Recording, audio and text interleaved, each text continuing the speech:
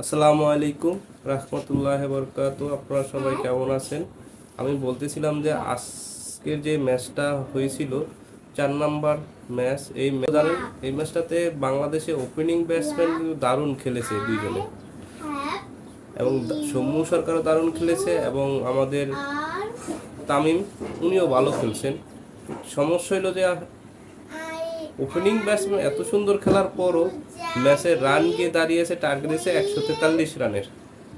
143 run করে, তাহলে opening batsman এত ভালো খেলার পরও এতগুলা চেঞ্জ আসলো, যেখানে সাকিবুল আল হাসান আসলো, তারপর মুস্তাফিজুর রহমান আসলো, এতগুলা আসার পরও কেন এরকম প্রবলেমটা হলো বললাম না আমি? এতগুলা চেঞ্জ আসার একটা প্রবলেম হইলো, আপনি বলতেন এতগুলা ব্যাটসম্যান থাকলো, এতগুলা চেঞ্জ, অলরাউন্ডার সাকিবুল আল হাসান আসলো, ওদিক দিয়া সৌম্য সরকার আসলো, ওদিক দিয়া মুস্তাফিজুর রহমান আসলো, আমাদের এত সুন্দর একটা টিম।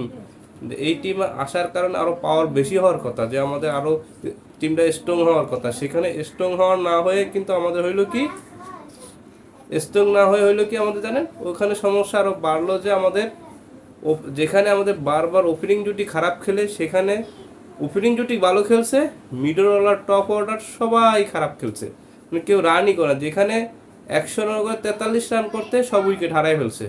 তাহলে এখানে খেলাটার ধরন, স্ট্রাইক সব কিছু চেঞ্জিং। এখানে আবার ওদিক দিয়া মাহমুদুল্লাহ রিয়াদকে বসায় রাখছে, আমরা এখানে ভালো 3টা প্লেয়ার নিল, কিন্তু প্লেয়ার নেওয়ার পরে 143 রান করতে ওদের পুরো উইকেট পড়ে যাচ্ছে। আমি ওপেনিং জুটি এত সুন্দর ওপেনিং জুটি খেললো, সেখানেও এই প্রবলেমটা হলো। তাহলে আপনার কোথায় থেকে একটা, যেখানে টিম আরও স্ট্রং হওয়ার কথা সেখানে আরও, এই ম্যাচটা বাংলাদেশ হারার কথা, আরও হেরে যাইতো। ভাগ্য ভালো যে সাকিবুল আল হাসান ব্যাটিংয়ে ভালো না করে বোলিংয়ে দুর্দান্ত বোলিং করেছেন, এবং যে একটা কাহিনী দেখলেন যে ইয়াকে আউট করার পর ও কানের কাছে নিজের জুতা খুলে যেটা দেখাইলো, যেটা অপমান করা হইলো, সেটা সাকিবুল আল হাসান আবার জবাব সুন্দরভাবে বোলিং করে এটা পোষায় দিছে।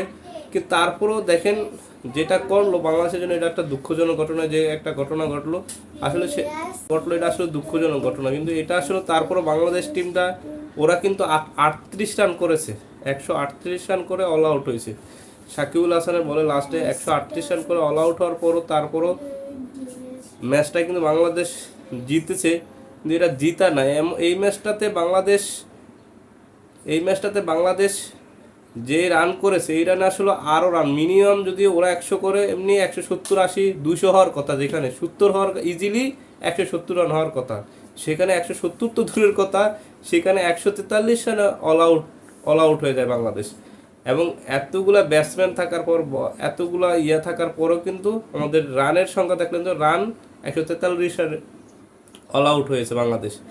আমার কথা হইলো যে আপনার যেখানে স্ট্রং হয়ে বাংলাদেশ আরও বেশি রান করার কথা, আমি যখন দেখতেছি ওরা 102 উইকেটে 100 কত রান, তখন 112 দিয়েছিলাম, ওরা একটা উইকেট পড়ছে, তারপরও কেন এই অবস্থাতে 143 রান হইলো? আমার কথা হইলো এই রানটা যদি যেখানে 170 হওয়ার কথা, সেখানে এই রানটা হওয়ার কারণে কিন্তু বাংলাদেশে যে টপ অর্ডার মিডল অর্ডার যেটা খারাপ খেলছে, সেই খারাপ কারণেই কিন্তু এই যে ওপেনিং জুটি ভালো খেলেছে। আমাদের মুস্তাফিজ দুর্দান্ত বোলিং করেছেন, সাকিবুল আল হাসান দুর্দান্ত বোলিং করেছেন, তাসকিন আহমেদ দুর্দান্ত বোলিং করেন, আমাদের সবাই কিন্তু ভালো বলার। এবং এখানে আপনার অনেকগুলো পরিবর্তন হয়েছে, যেখানে বেছে বেছে যারা খারাপ খেলে তাদেরকে বাদ দিয়ে বসিয়ে রেখে অন্য প্লেয়ারগুলো নেওয়া হয়েছে।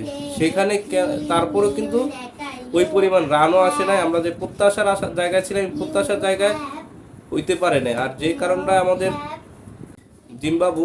জিম্বাবু বাংলাদেশকে কিন্তু অনেক একটা ব্যাড একটা করলো, জুতা কানের কাছে নিয়ে এটা দেখাইলো যে আসলে এটা আসলে খুবই খারাপ লাগছে। ওরা সেলিব্রেশন করছে, এটা আসলে সেলিব্রেশনটা বাংলাদেশে অপমান করা হইলো রীতিমতো।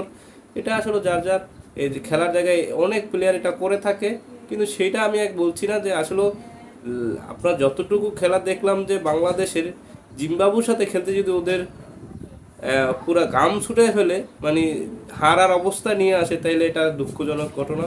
আসলে জিম্বাবুকে আমরা মানে জিম্বাবুর সাথে এইভাবে খেলাটা বা এইভাবে করাটা আমাদের কোনো মতোই আশ্চর্যজনক হলো। যে তারপরে বাংলাদেশ টিমটা কিন্তু জিতছে, বাংলাদেশ কিন্তু জিতে না এমন কোনো কথা না। বাংলাদেশ টিমে কিন্তু অনেক সুন্দর পরিবর্তন আসার পর বাংলাদেশ টিমে উইনও হয়েছে বাংলাদেশ, এবং হোয়াইট ওয়াশ করার যে মিশন চলছে এটা হোয়াইট ওয়াশও হবে, ওরা হোয়াইট ওয়াশ হয়ে কিন্তু যাবে। কিন্তু তারপরে বাংলাদেশে যে আমি যে প্রত্যাশার জায়গাটা থেকে বলছি যে প্রত্যাশা করার মতো একটা ইনিংস খেলতে পারে না বাংলাদেশ।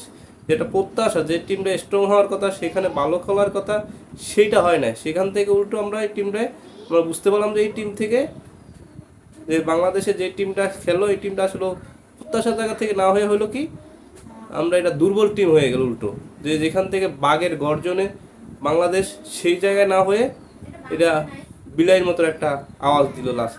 তারপর ম্যাচটা জিতেছে কিন্তু সেই বাঘের গর্জনে জিততে পারে না। এটা আসলে আমরা আশা করছি যে ভালো একটা ম্যাচ উপহার দেবে। হোয়াইট ওয়াশ হবে এটা ঠিক আছে, হোয়াইট ওয়াশ হয়ে না হয়ে হবে যে এটা নিশ্চিত বাংলাদেশের সাথে। তারপর আমরা যে আশা করি একটা ভালো খেলা উপহার দিয়ে বাংলাদেশ, আমরা এই প্রত্যাশায় আছি। আজকের মতো বিদায় নিচ্ছি। আসসালামু আলাইকুম, আল্লাহ হাফেজ।